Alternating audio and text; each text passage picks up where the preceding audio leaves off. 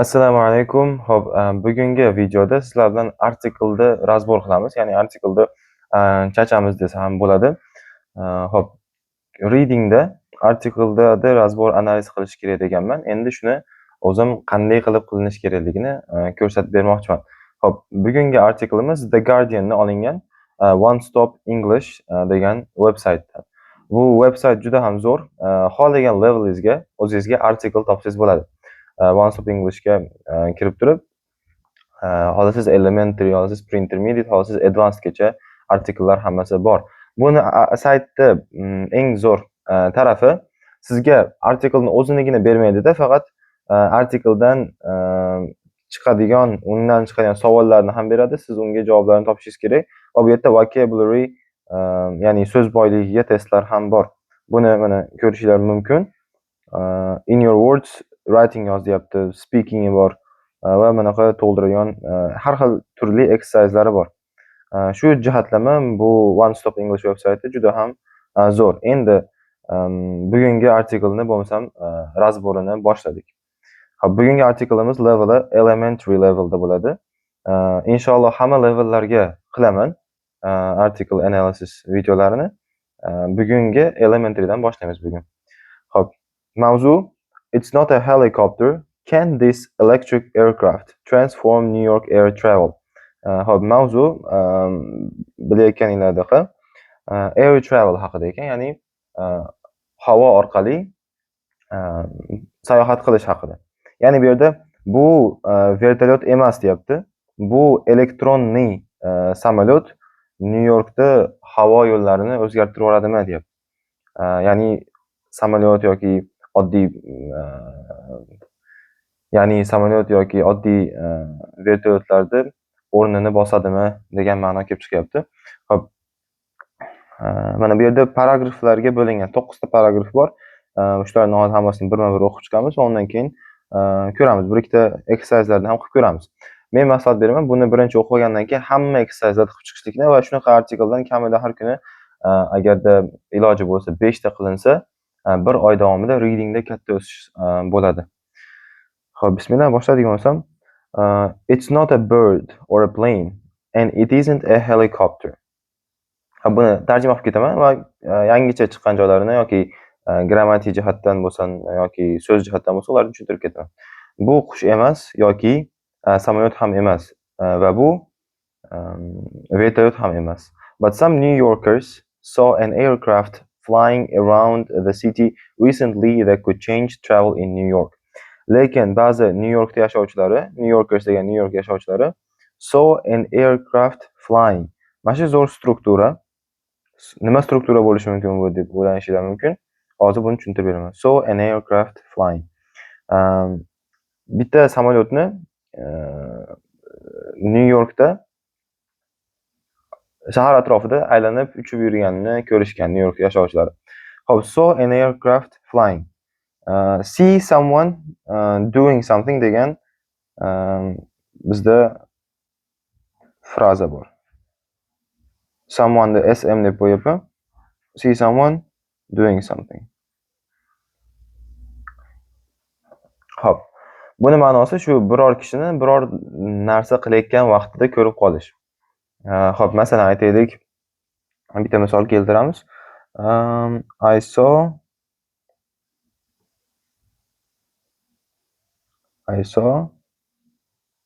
him playing football. Men uni futbol o'ynayotganini ko'rdim. Ya'ni futbol o'ynayotgan vaqtida ko'rganman. I saw him playing football. Sawdan keyin mana ing li keladi. Playing football. Buni shu ko'p joylarda ishlatsa bo'ladi. Xo'p, davom etamiz. Joby Aviation's new machine flew from JFK Airport in Queens to Manhattan. Xo'p, bu Joby Aviation'da bu adashmasam yoki bir insonning ismi yoki kompaniya ismi bo'lishi kerak. Yangi machine deganda qurilma. Bu mashina bo'lishi mumkin, samolyot bo'lishi mumkin, robot bo'lishi mumkin, hammasiga machine ketadi.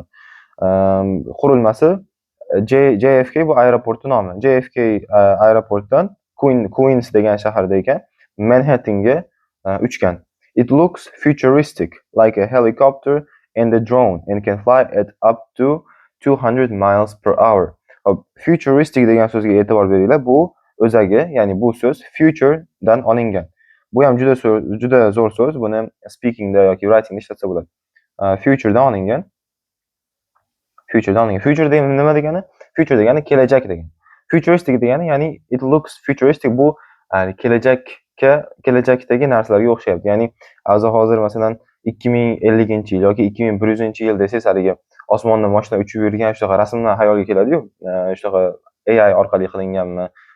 Shunaqa rasmlar kelib chiqadi. Shu futuristic deyiladi. It looks futuristic like a helicopter and a drone. Drone yoki vertolyot kabi kelajakda bo'ladigan narsalarga o'xshaydi. Bu mashina, bu qurilma qancha? Hop, 1 soatda 20 mil. 1 mil 1 kilometrdan ko'proq. Ya'ni 200 mil degani где-то bir 210-220 atrofida kilometr bo'lishi kerak. 200 mile 1 soatda 3 oladi degan. Xo'p. Bu yerdagi mana yangi so'z, mana shu futuristic, shuni yozib qo'yamiz. Buni masalan texnologiyalar haqida gapirganda ishlatishlik mumkin.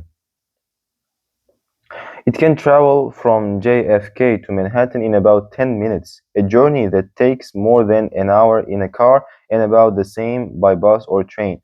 Bu yerda ham juda zo'r, men o'zim ko'p ishlatgan, writingda ko'p ishlatgan struktura bor. Ya'ni sentence structure bor. Buni yaxshilab o'rganib olsangiz, juda advanced level bu. Xo'p. It can travel. It deganda shu machine da aytilyapti. Ya'ni Job Aviation'da yangi mashinasi JFK aeroportdan Manhattangacha 10 minutda bora oladi deyapti. 10 minutda. Endi keyin bitta zapitaya qo'yapti-da, bitta koma qo'yapti. Undan keyin a journey that takes more than an hour deb turib, mana shu traingacha uje tushuntirib ketyapti. Masalan, it can travel buni aytib bo'lgandan keyin men yoqqacha endi buni tushuntirib ketyapti. Buni izohlab ketyapti. Bitta zapitaya qo'yib turib izohlab ketyapti. Shuni ko'p writingda ko'p ishlatsa bo'ladi. Masalan, bitta misol keltiramiz.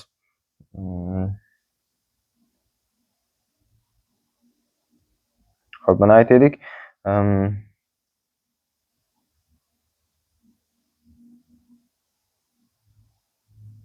Qanaqa misol beraylik?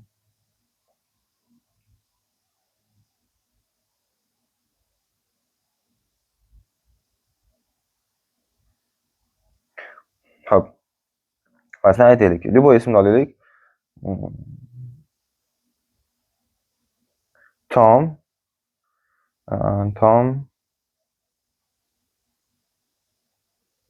opened a YouTube channel, masalan. A YouTube channel.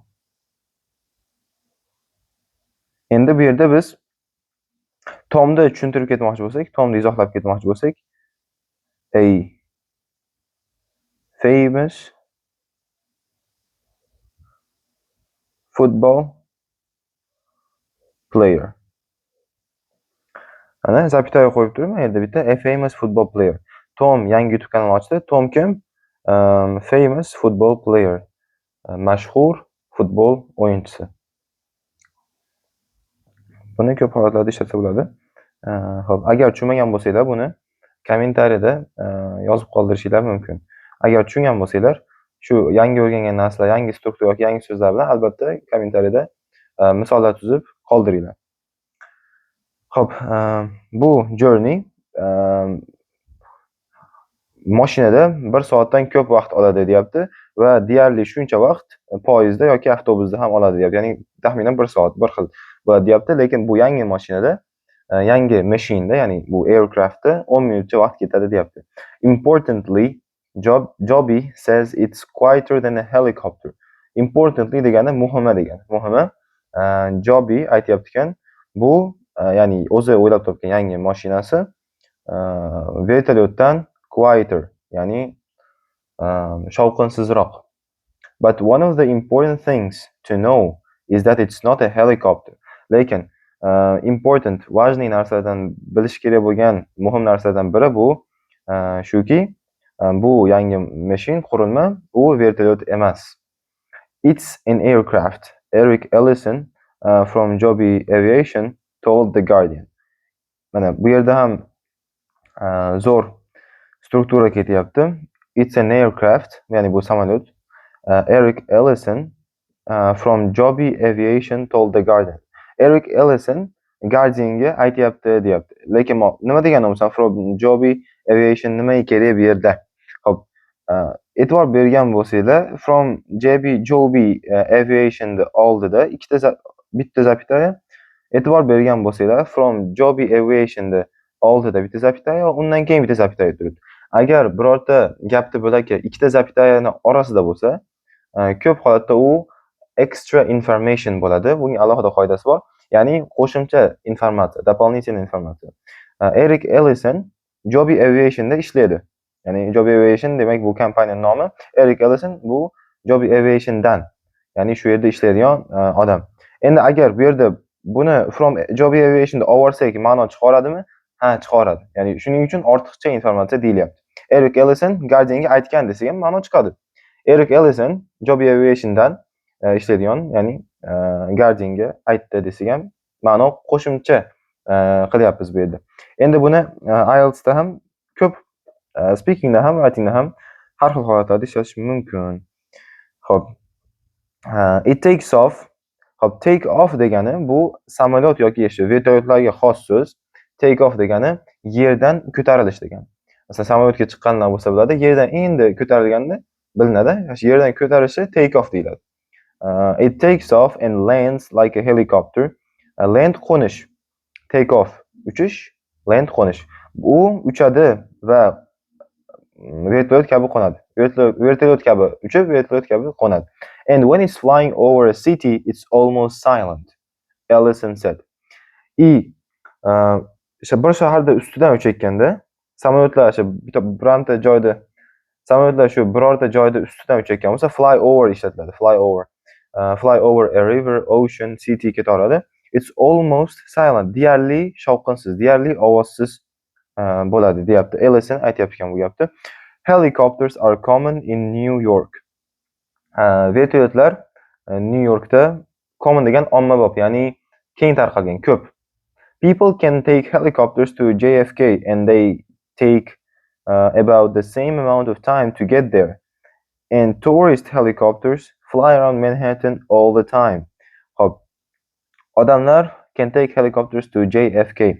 Vertolyotlarni olish mumkin JFK ga borishlik uchun. Ular vertolyotlar, ya'ni bir xil u yerga borgan bir xil vaqt ketadi. Turistlarning ham vertolyoti bor ekan. U Manhattan'da atrofida doimo uchib yurar ekan.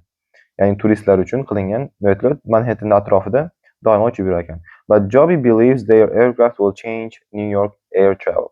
Lekin Joby ishonar ekan, ularda yangi o'ylab topgan shu samolyoti, aircraft'i New York havo yo'llarini, ya'ni New Yorkdagi havoda bo'layotgan travelni, sayohatni o'zgartirib yuboradi deb Joby ishonar ekan. Xo'p, hozir 5 ta paragraf o'qidik. Menimcha hamma yo'q esinglarda qolgan bo'lsa kerak, chunki bundan keyin savollarga javob beramiz. Xo'p, agar hamma yo'qni tushunib, mana razbor qilib o'qisangiz, hamma yo'q yaxshi esingizda qoladi. Mingizda tasavvur qilib o'qisangiz. Xo'p, endi next paragraph. However. Xo'p, however ham juda bir yaxshi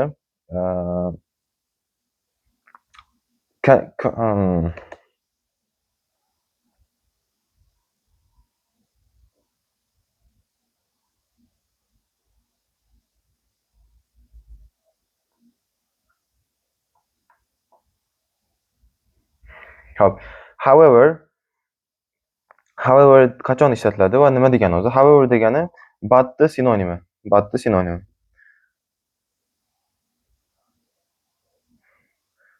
But'ni sinonimi. Hop. Ishlatilishi gapni boshida kelishi ham mumkin, gapni o'rtasida ham kelishi mumkin, gapni oxirida ham kelishligi mumkin. Xo'p, mana bu juda writingda ko'p ishlatiladi. Shuni misollarini bir ko'rib chiqamiz. Xo'p. He is a good student. Keyin gapni boshdan boshlab. However,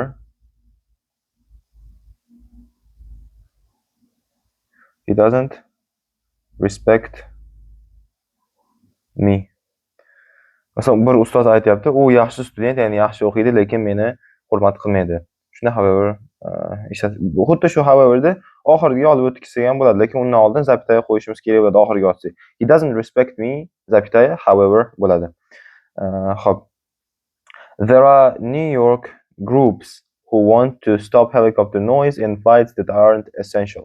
New Yorkda shunaqa bir tashkilotlar bor ekan, gruppalar bor ekan.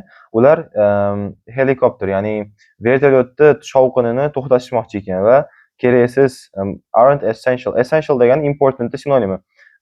Muhim bo'lmagan flight, ya'ni parvozlarni ular to'xtatishmoqchi. Stop the chop, a group from the New York. Mana bu yerda ham extra information ketyapti, qo'shimcha informatsiya. Stop the chop bu gruppaning nomi ekan, chunki mana o'zi aytib qo'yapti. Mana New Yorkdagi gruppa deyapti. Have put up with loud helicopter noise over our homes, parks and open spaces for years. Bu videoda oxirigacha yozgan edim, ya'ni buni screen record qilingani ham bor, tushuntirganim faqat video orada kesilib qolgan ekan, ya'ni 17-minut bo'lganda video kesilib qolgan. Xo'p. Agarda shu kabi videolar foydali bo'layotgan bo'lsa, albatta kommentariyaga yozib o'zingizlar feedbacklarni qoldirsanglar juda foydali bo'lardi. Keyingi videolarimiz ham shunga o'xshab sizlarga foydaliroq qilishga harakat qilaman inshaalloh. Yaqinda listening ham shunaqa listening analiz video ham chiqaraman inshaalloh. Shuni qanday qilib qilishligini ko'rib olasizlar. Hozir bunda elementary level bo'lgan. Bu yana ko'rishinglar mumkin. Haqiqiy elementary darajasi qanchalik bo'ladi. Bu hozirgi tekstda ko'p pre-intermediate yoki intermediate o'quvchilar ham qiynalib qolishligi mumkin. Bu aslida Amerika standarti, inglizlar standarti bo'yicha elementary haqiqiy level shunaqa bo'ladi. Xo'p, endi alohida levellarga bo'lib chiqaman YouTube'da. Elementaryga alohida, pre-intermediate alohida, intermediate alohida va advancedgacha. Shuning uchun foydali bo'ladi degan umiddaman. Albatta obuna bo'lib qo'yinglar YouTube kanaliga. Keyin o'zingizlar fikringizni qoldiringlar. Assalomu alaykum.